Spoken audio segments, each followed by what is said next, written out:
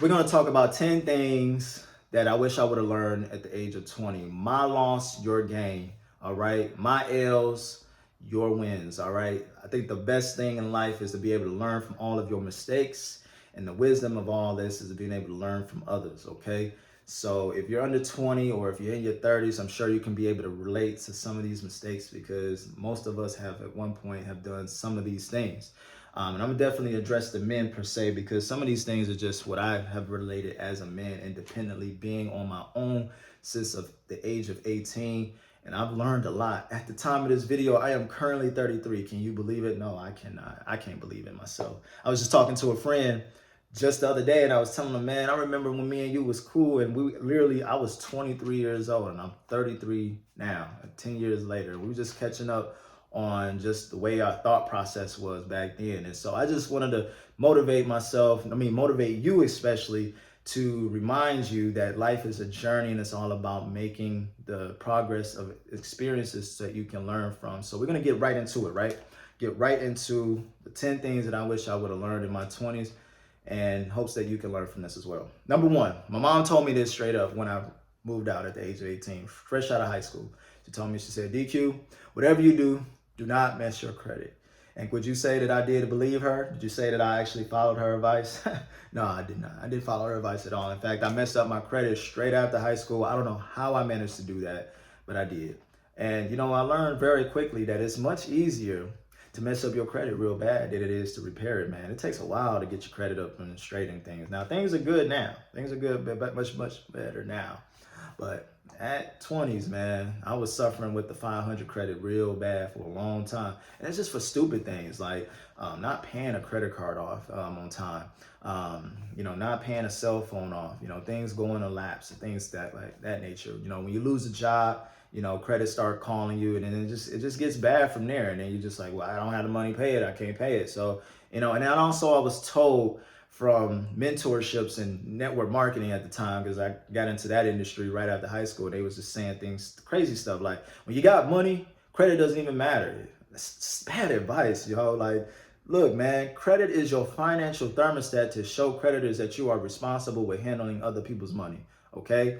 You don't want to mess up your credit, especially in the economy of the United States. You don't want to mess up your credit, man, because that will help give you a lot of leverage when it's time to get a loan, to buy a house, to get a car, things like that, whatever you want to do. Now, I don't recommend buying and leasing a car. I'll just go straight into it. Number two, don't lease a car, man. Do not finance a car. That is a dumb thing to do. All right, financing cars is just money going down the drain. I mean, yes, we all need to drive. Some of us have to transport, but when you think about all the money and interest that you're paying into a car note, that's money you could have invested into, your savings account, your IRAs, Roth IRAs, index funds, fully maximizing those accounts. So therefore, you don't have to invest as hard when you're in your 30s, 40s, and 50s, okay? I'm in Medicare now, man. And would you be surprised that majority of the clients that I talk to do not have any type of savings, no type of investment account rest up for their retirement? They're literally codependent on Social Security. Most of your grandparents right now, if you hear them say the statement, I'm on a fixed income, okay? You hear things like that, then you can tell you right now, they didn't do their finances right, okay? And this is not to, throw shade at any of our elders, man, but it's just, these are things that we're just not taught in school. So some of it's not our fault because we've been traditionally just taught to just go to work, pay bills, and retire. Hopefully that things would look good when we get older. And I can tell you right now, hindsight looking in, what they're doing to our senior market right now, it doesn't look good. Straight up, it's terrible out there. So make sure you don't do stupid things like, messing up your credit and leasing out cars. And God, don't lease out a car. That's even worse. But don't get a car note. If you can buy a car right out, even better. It just makes things so much more simpler. Then you can put your money in other things that will actually make you more money and actually compound your income. So therefore, things look better for you as you get older, okay? Number three, renting. Man, I've been renting since I was 18 years old, right after high school. Why I didn't get roommates?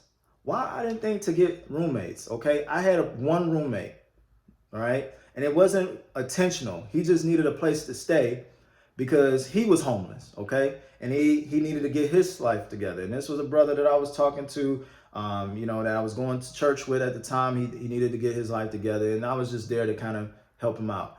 All right. Now, if you're intentional about your process, all right, making sure that you have a roommate where you both are sharing the expenses. In your 20s, you're in the most brokest time of your working career, right? You don't have no experience. You're not going out the gate making six figures unless you're a trust fund baby or maybe have some leverage of experience from your parents. But most people that's going out into the workforce, they on minimum wage. Going out trying to spend and live on your own without having some level of help, assistance coming in, it's just money going down the drain. And be intentional. Get roommates, man. Like, I talk to people that are under 25, and I'm like, look, if things is going great at home, and if you don't have to move out, look, stay home, stack your money, get your credit in order, buy a house right out, man, or finance a house so therefore you can put yourself in a position of actually obtaining wealth. Okay, because these are things that, again, when you're renting, if you're looking to stay somewhere locally for a long period of time, it makes no sense for you to be renting and you could just buy a house and just have something that you can have ownership and build equity in. Just renting and not having roommates to pay for the help you pay the rent is just, again, it's a really dumb mistake. And I did that literally all of my 20s. Like, I wish I would have bought real estate, which again is number 4, buying real estate. That's just simply what it is, okay? A house can technically be an asset based upon how you use it, okay? If you can appreciate in value based on how the market is doing. As we all see it right now, the market has been going pretty well right now. When I graduated from high school, the market was completely tanked across the nation. People were losing homes. The housing market was undervalued. So it was a really good time to buy real estate at the time. And I had went to a few seminars about buying real estate. I thought I had to have a lot of money to buy real estate, not understanding all you needed was good credit and a stability of a job. And of course, me being the entrepreneurial man that I am and being told from network marketers that, hey, you don't need credit, all you need to do is get rich, you can buy everything out in cash. I thought surely I was going to be a millionaire before 30, and yeah, I'm not a millionaire yet, but it's okay. I'm on my journey, I'm on my way, documenting this in real time, and no shame because I know where I'm headed. But the fact of the matter is, making that mistake of messing up your credit and going out and renting and not buying real estate when it was underappreciation value, man. It's just like I'm just punching the air right now, I promise you. But this is my lessons, your wisdom of gems to learn from, okay? Don't seek approval from others. Don't seek approval from others, man. That was one of the biggest things for me. I was impressionable. I didn't have a lot of confidence when I was in high school. Most of my high school, I was very insecure, very, very insecure. I was insecure for a lot of reasons, for no reason. Okay, it wasn't like I didn't have girlfriends. It wasn't like I didn't have, a fan club or any place. I just had my own issues with insecurities of what. I think a lot of it just not having my father around a certain way to help validate me. I know that at the time, my mom was going through a lot of things, being a single mother, and she had to provide for me and my sister. And so there was a lot of things that I felt neglected from because of the fact she had to devote time to providing for the home and being both roles in the house. And thinking about this now in hindsight, my mom did the best she could. But having a 2-parent home, I know most of us don't have that experience, but it does help reassure you and not go out here trying to seek validation from men and trying to seek approval from others, okay? Be yourself, man. Be authentically you, okay? The people that are going to accept you are going to accept you for who you are. People that don't accept you, look, they ain't going to be around anyway. They not genuine anyway. So you got to be mindful of that, okay? Just be yourself. Those that's for you, be for you. Those that's not, they're seasonal, anyway. They're not going to be around too much longer. It's not going to matter, okay? Number 6, trust God and not man. Now, thankfully, I gave my life to the Lord right after high school too. Man, I was making a lot of big decisions right after high school, man. Gave my life to the Lord, moved out at the age of 18. Man, I was just doing great things. like man, I made some real serious decisions in life. Okay, I made some serious decisions right after 18. And that's again, I was seeking that validation from men. I didn't have a father. So the things that I was seeking in terms of leadership in the men in the ministry that I was under, I sought that their validation, that they would accept me, and I was looking to the pastor as some form of a father role model in my life.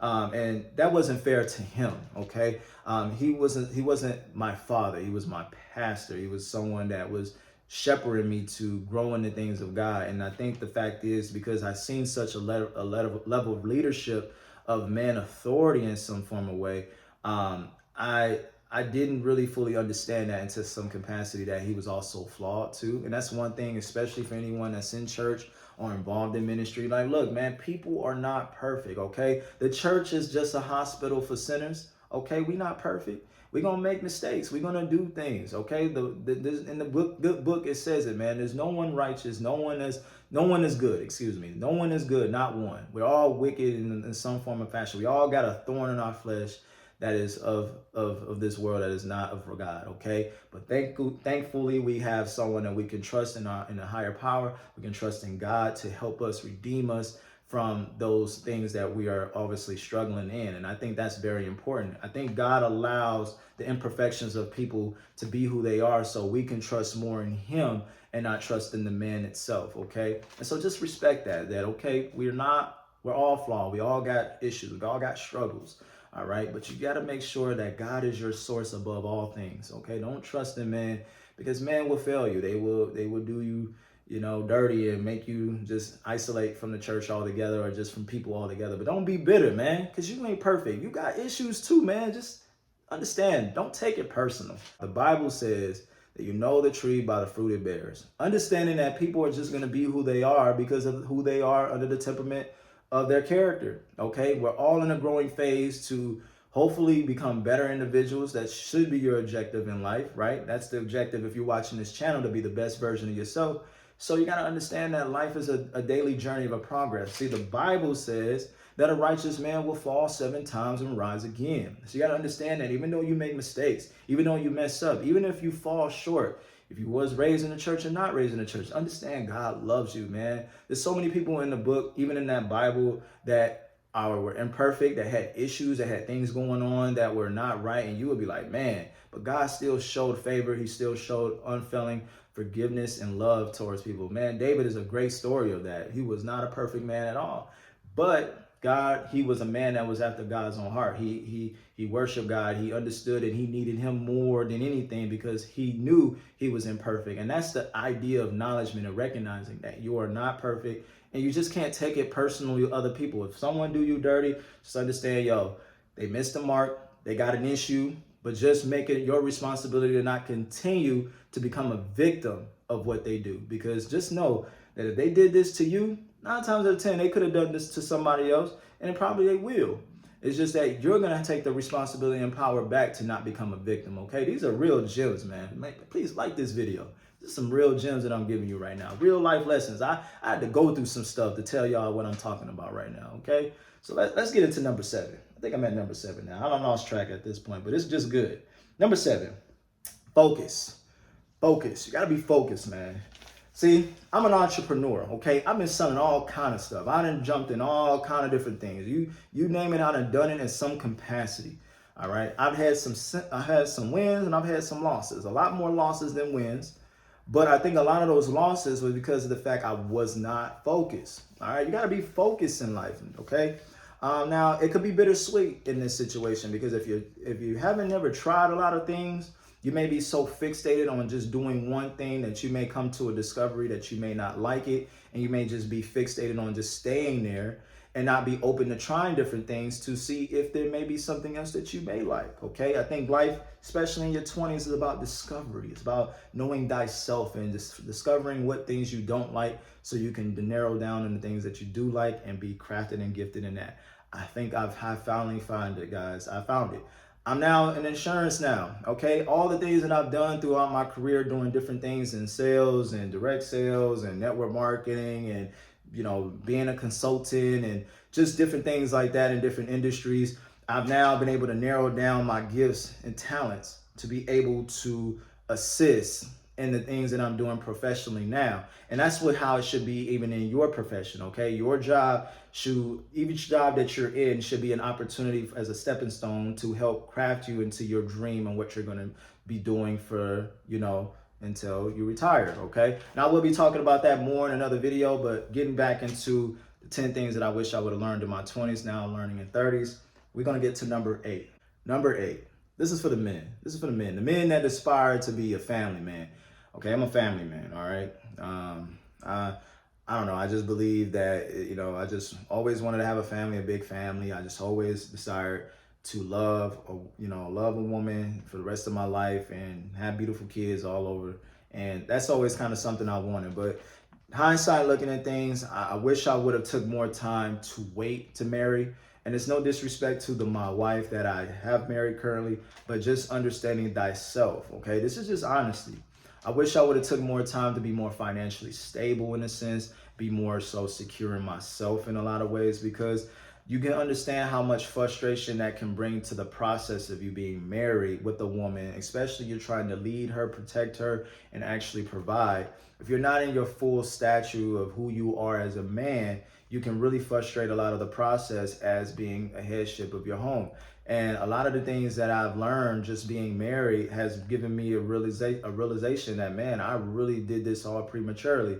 I wish that premarital counseling was something that was more of a higher priority under the leadership that I was under when we did get married. So therefore, we could have avoided some of the mistakes. Because again, when you're going in married and you're in love, these things tend to kind of, you go through phases, all right? You go through some phases in life where you just kind of, can't base a decision based on love alone. You got to think about the protection of providing and also being able to lead and where you guys are going. Okay. Now I've always had a dream and always had a desire that, hey, I'm going to make it. I don't know what vehicle is going to be, but I'm going to make it. And the thing is that had I just already been in my place, rightful place, and not been still trying to be in that discovery place, having a woman in that process can really frustrate the process of you trying to know thyself.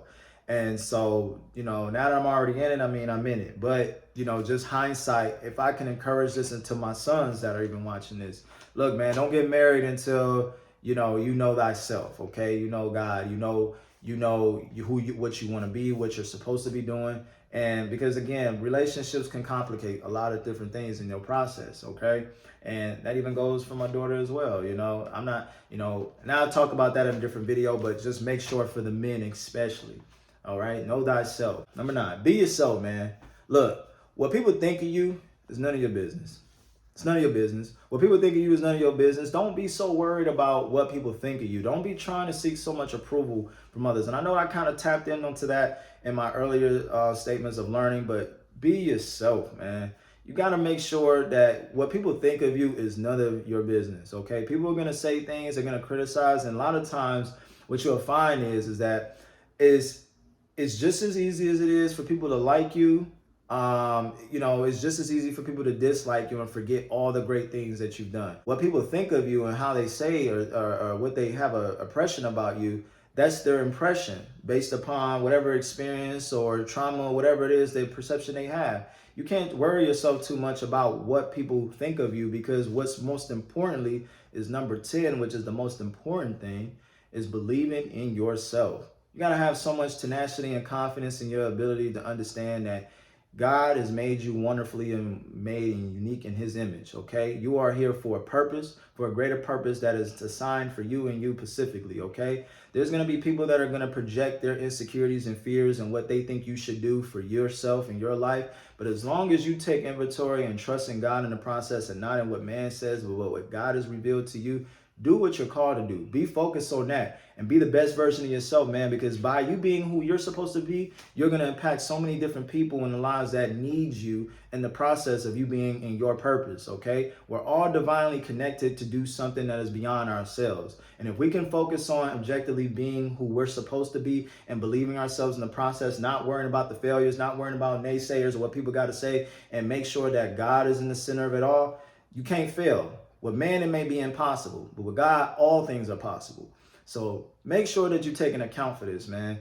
I think this is one of the biggest things that I've learned just in hindsight.